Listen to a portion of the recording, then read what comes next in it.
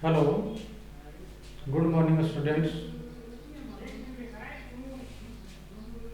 आज की इस ऑनलाइन क्लास में आप सबका हार्दिक स्वागत है। भारतीय एजुकेशन ग्रुप ऑनलाइन क्लास में आपका हार्दिक स्वागत है।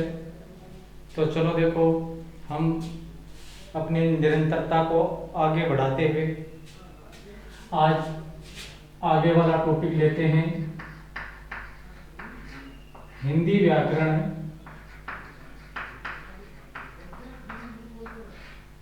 हिंदी व्याकरण में हमने पिछले वीडियो में काल को पढ़ा था। आज हम वाच्य को पढ़ेंगे।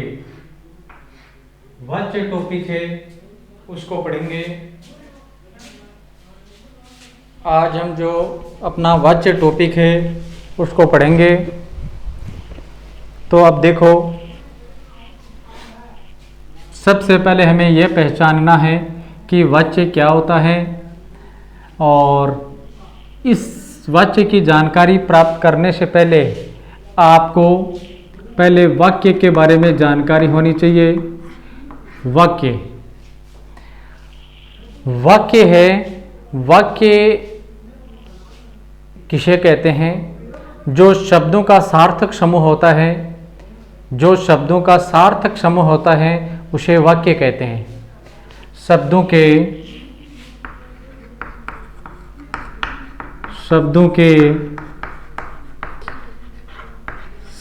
सार्थक समूह को वाक्य कहते हैं। शब्दों के सार्थक समूह को वाक्य कहते हैं। अब हमें यह देखना है कि शब्दों का सार्थक समूह कौन सा, यानी शब्दों का सार्थक समूह है कौन सा। कि जैसे मान लो कि राम पुस्तक पढ़ता है। अब इसमें देखो, ये राम शब्द है, पुस्तक शब्द है और पढ़ता शब्द है, और ये है काल का बोध कराता है। अब आपको ये देखना है, देखो हम इनको पहले तो क्या कहेंगे। अब इनको हम पहले तो क्या कहेंगे?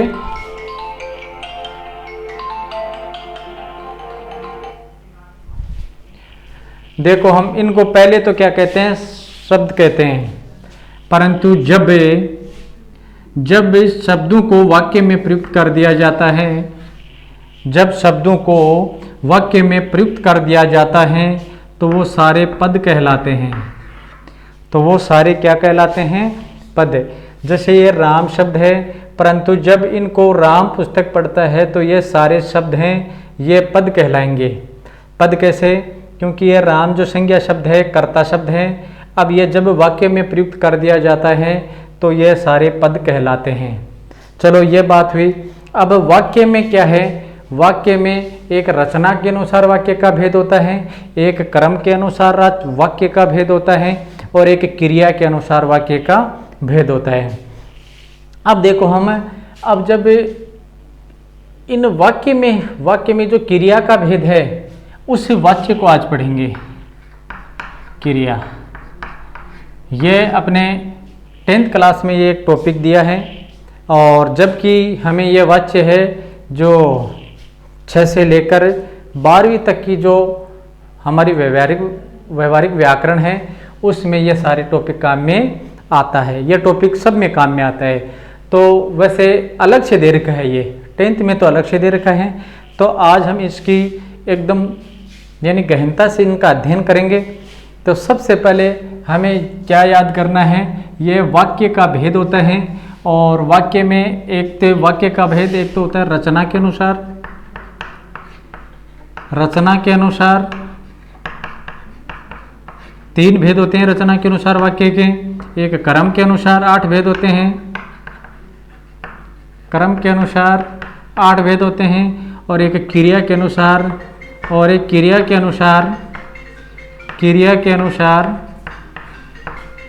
के अनुसार वाच्य होता है, और वाच्य के 3 भेद होते हैं। वाच्य के 3 भेद होते हैं। अब हम इनके बारे में पढ़ेंगे।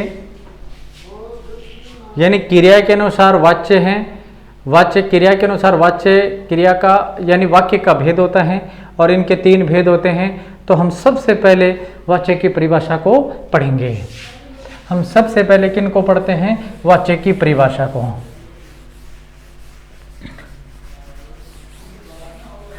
अब हमें सबसे पहले ये देखना है कि वाच्य की परिभाषा,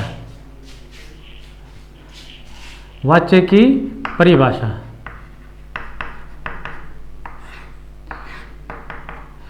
अब देखो सीधा सीधा अर्थ हमें यह लगाना है कि वाच्य होता है ना, यह क्रिया के अनुसार वाक्य का भेद होता है। वाच्य क्रिया के अनुसार वाक्य का भेद होता है। अब हमें एक बार थोड़ा सा इधर देखो, इनकी परिभाषा बहुत आसान हो जाएगी। वाच्य के भेद, वाच्य के भेद, एक बार इनको लेते हैं। वाच्य के 3 भेद होते हैं, 3 भेद होते हैं,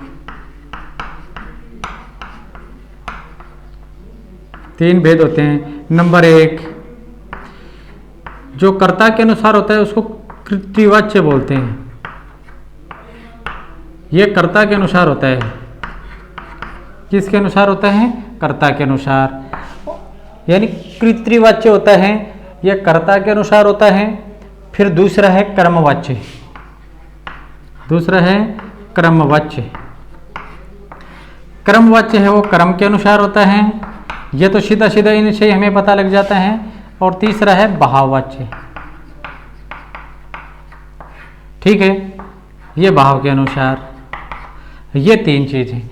अब इन तीनों के बारे में आपको पता होना चाहिए। सबसे पहले तो आपको एक चीज़ का ध्यान यह करना है कि ये जो कृत्रिवाच्य है इस शब्द को शुद्ध कैसे लिखा जाता है। तो ये आपको बहुत ही ध्यान देने योग्य बात है। आपको प्रश्न आने के बाद भी आप क्या करते हो, ये कृत्रिवाच्य आपको लिखना आ रहा है परंतु फिर भी आप इसको गलत लिख देते हो। तो इसको लिखना कैसे है? कै इसमें पूरा आएगा, तय हलंत रहेगा, तय के नीचे री की मात्रा होगी, उसी के ऊपर रे की मात्रा होगी और वाच्य। तो ये शब्द आपको अच्छी तरह से ध्यान करना है कि कृत्रिवाच्य कैसे लिखा जाता है। वो कर्ता के अनुसार होता है और ये कर्म के अनुसार और ये भाव के अनुसार। अब इन तीनों को देखो, इन तीनों को जब हम देखेंगे तो इन्हीं से हम परिभाषा बनाएंगे। देखो वाच्य है वो क्रिया के अनुसार वाक्य का भेद है। अब अगर क्रिया के अनुसार ही, यानी क्रिया के अनुसार ही जहाँ पर कर्ता प्रयुक्त होता है वो कृत्रिवाच्य, क्रिया के अनुसार ही जहाँ क्रम प्रयुक्त होता है, यानी क्रिया है वो कर्म के अनुसार प्रयुक्त होती है या क्रिया के अनुसार क्रम प्रयुक्त होता है, और भाव के अनुसार क्रिया प्रयुक्त होती है। तो ये तीनों भेद जो हमने पढ़े हैं इनको ध्यान से देखना है। अब इनसे हम देखो परिभाषा, इन्हीं से हम परिभाषा बनाएंगे इनकी। यानी क्रिया का वह रूपांतर, क्रिया का वह रूपांतर, क्रिया का वह उस रूपांतर को वाच्य कहते हैं। क्रिया के उस रूपांतर को वाच्य कहते हैं, वाच्य कहते हैं। क्रिया के उस रूपांतर को वाच्य कहते हैं जिसके द्वारा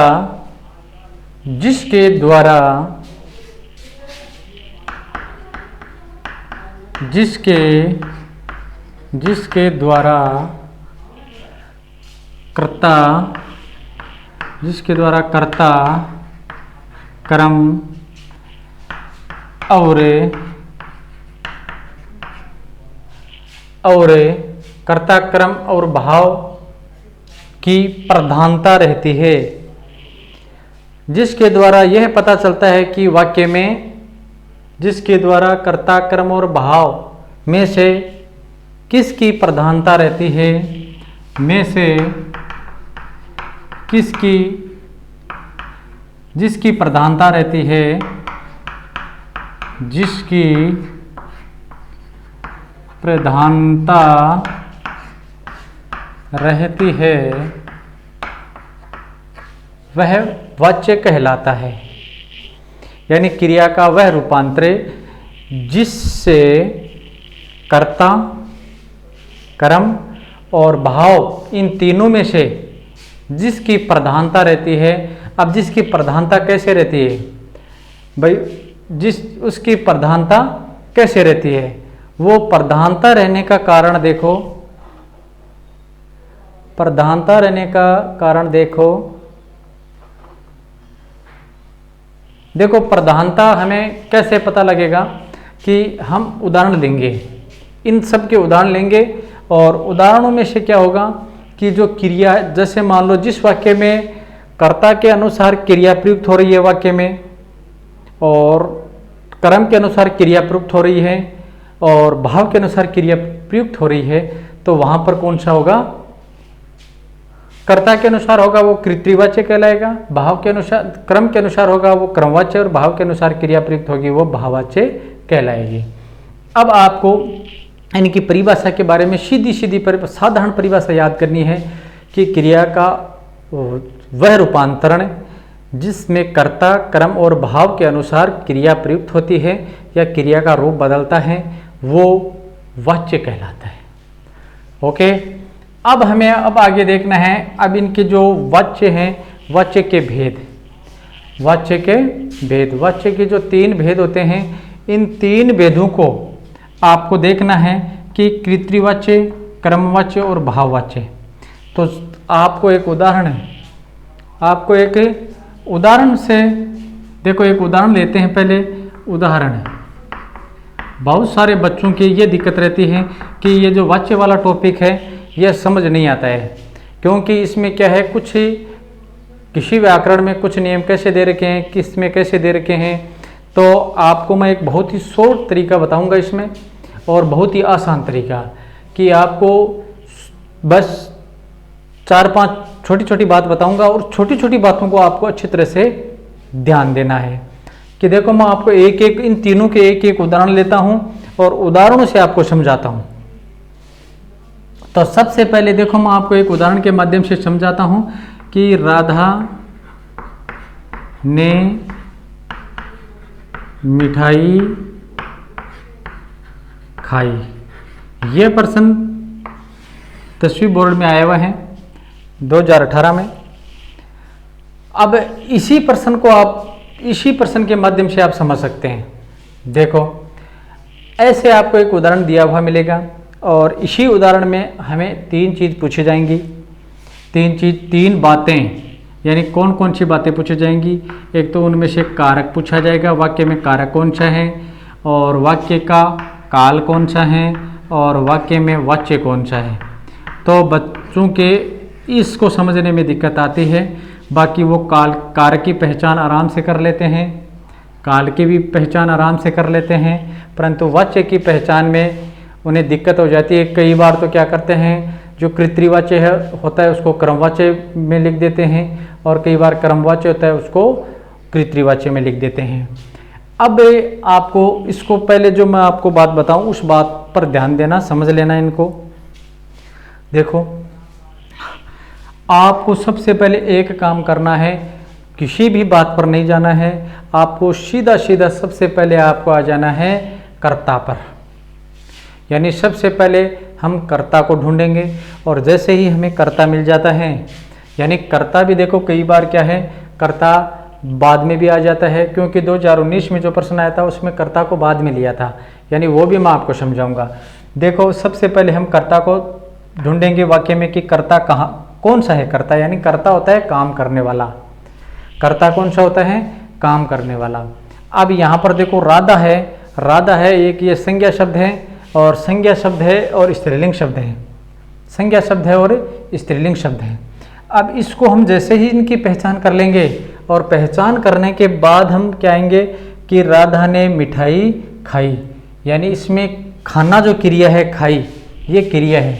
सबसे पहले हम देखेंगे कर्ता को और फिर देखेंगे क्रिया को। एक बार हम कर्ता को ढूंढेंगे और एक बार क्रिया को। ये दोनों चीज आपको देखनी है। ये मिल रही है ना, राधा करता है और खाई क्रिया है। अब आपको करना क्या है, देखो कि सबसे पहले आपको क्या करना पड़ा, दो चीज, एक तो आप वचन और एक आप लिंग, इन दो चीजों का आप ध्यान करना।